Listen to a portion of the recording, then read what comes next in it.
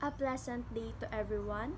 I am Princess Claire Zamora Marzan, and in this video presentation, I will continue the topic that is all about revisiting Corazon Aquino's speech before the U.S. Congress. Ang pagkamatay ni Ninoy ay ang ikatatlo at ang panghuling kawalan ni Connie at ng kanilang mga anak. Ang sinabi pa ni Connie patungkol dito ay, nawala man siya sa amin na hindi na muling maibabalik pa. Ito ay ang pinakamasakit na nangyari para sa kanila na kanilang naranasan. At ang balita ay umabot daw sa kanila sa Boston. At sana daw ito ay ang kanilang pinakamasayang 3 taong magkakasama.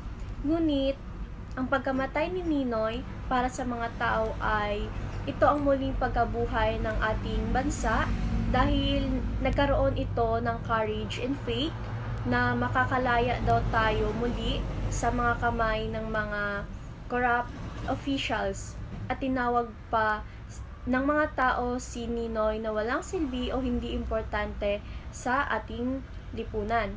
Ngunit sa kanyang pagkamatay, may 2 milyong tao pa din na dumalo sa libing ni Ninoy at hindi muna dinibdib ang galit at takot sa kanilang mga dibdib. Iniugnay ni Cory ang katahimikan sa EDSA Revolution sa martyrdom ni Ninoy. Sinabi niya pa dito na ang pagkamatay daw ni Ninoy ang nagpakislap ng revolusyon at ang responsibilidad na tinawag na offering the democratic alternative at nagkaroon ng fallen on her shoulders.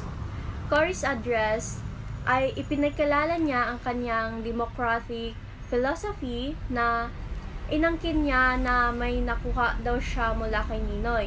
At ito ay nakipagtalo siya sa mga tao. At sinabi niya pa dito na gumaling na raw daw siya mula sa pagkamatay ni Ninoy. At ito ay dapat nadaan sa demokrasya. At hindi niya daw tinuloy ang pagpapartisipasyon sa eleksyon noong 1984 kahit alam niya pa daw na nalinis na ito.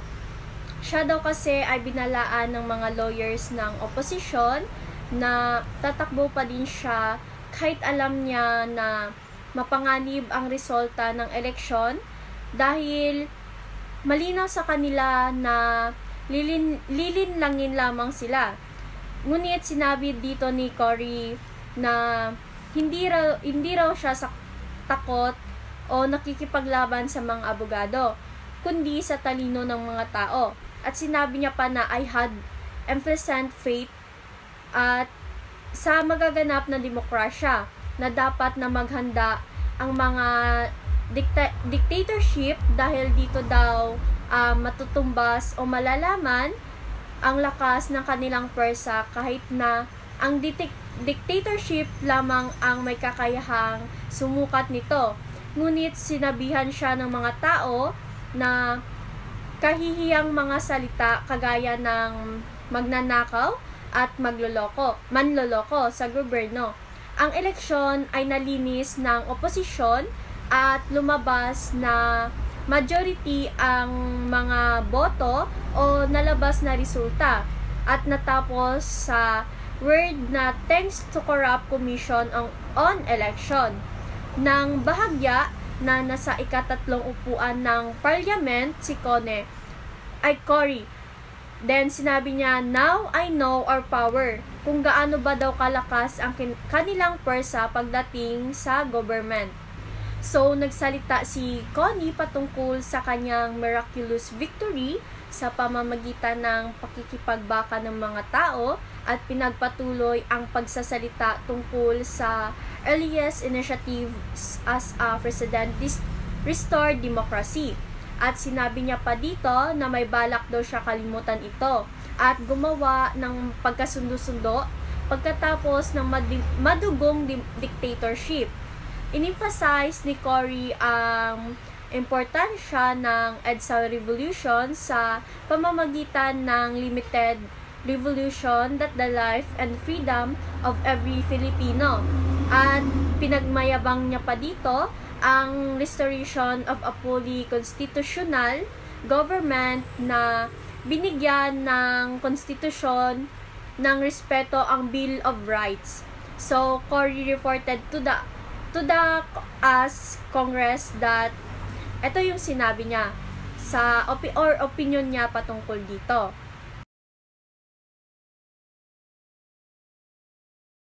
So, Cory's peace agenda ay nagsasangkot sa mga pampulitikang hakbangin at programang muling pagsama-sama upang ipagpatuloy ang pagpapaalis sa mga rebelde sa kabukiran at bumalik sa lipunan at makilahok sa restoration ng demokrasya. Hinakayat niya ang mga landas na ng matahimikan dahil naniniwala siyang it was the moral path that a moral government must take. Ito ang sinabi niya. Gayunpaman, umatras siya sa pagkasabi na katahimikan ang prioridad ng kanyang presidency. Sinabi din niya na will not waver when freedom and democracy are threatened, kagaya kay Abraham Lincoln, dahil naintindihan niya ang force may be necessary before mercy. Ngunit hindi niya nagustuhan ang idea at sinabing, will do whatever it takes to defend the integrity and freedom of her country.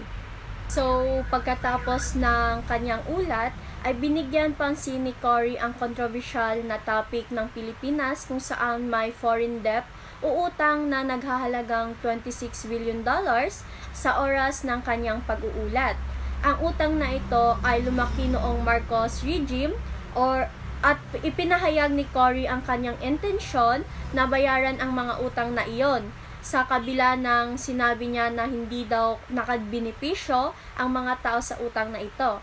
At sinabi sa kanyang protestations na pinagkaitan daw ang Pilipinas kung paano mabayaran ang mga utang dahil sa kapasidad ng mga Pilipino. Dahil alam niya na maliit lang ang mga pinagkakakitaan nating mga Pilipino. So, dito lang po nagtatapos ang aking presentasyon at maraming salamat po sa pakikinig at hoping na meron kayong natutunan tungkol sa aking topic.